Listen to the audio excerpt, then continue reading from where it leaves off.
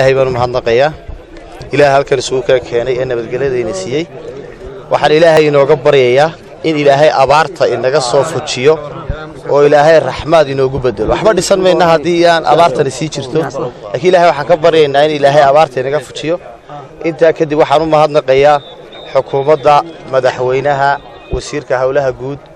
iyo guriyeynta barasaabka baayarka xukuumaddani waa xukuumaddii dalka dhisaysay weeyaan waana muuqataa maaha hadal ardil waaqic baa la joogaa inta dhisma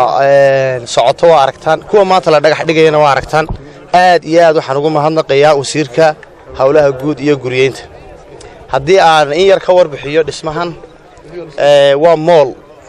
aad u weyn waxa weeye 3 dabaq ayuu ka kooban yahay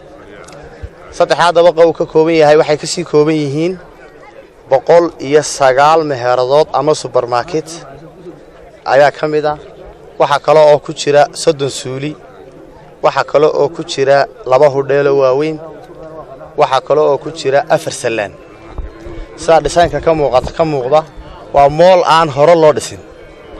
mool aan aynan hore u dhisin weeyaan Soomaaliland oo wuxuu noqon karaa moolka ugu weyn ma hadda rabbi baa iska leh kadibna waxa iska leh wasiirka hawlaha guud iyo guriyeynta qofka aan bani aadamka u mahadnaqina ilaahay uma mahadnaqo moolkaas intaas ka koobaya anagu haddaan nahay shirkadda Najax Construction waxaanu ballan qaadaynaa dhisaanka aanu soo bandhignay iyo structure-ka aanu soo bandhignay in aanu sidiisa ku fulino on time-na ku dhameeyna hadii ilaahay idhaa magaalada Hargeysa waa laga tagayo burca ka hor tashatay oo daasadii bay ka baxaysaa iyo jiingadii yaraa ganacsiga Hargeysana guri qurux badan inta la hor dhiso baa jiingad la hor dhigaya burca ay garatay bay Hargeysa garan weeydi in badan baa reer burca xagga Hargeysa tagay laakiin nimka Hargeysa ay marayso burca ay maraysaa la arkay insha Allah taala marka waxaan u mahadnaqayaa dhammaan madaxda iyo marti sharafta joogta waxaanu ballan qaadaynaa mar labaad Najax Construction haddaanu nahay moolkii hore burco imika xaalka ah iyo moolkanba sidii lagu ballamay inaanu ku dhameeyno dhismayaasha ugu waaweyn gobolka Togdheer Najax baa ka wada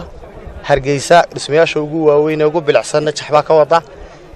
waxaanu rajaynaynaa inaanu sii laabno oo aanu sii kordhino oo insha Allah taala aanu inta ka sii badino waana salaamayaa assalaamu calaykum waraxmatullaahi taala barakaatuh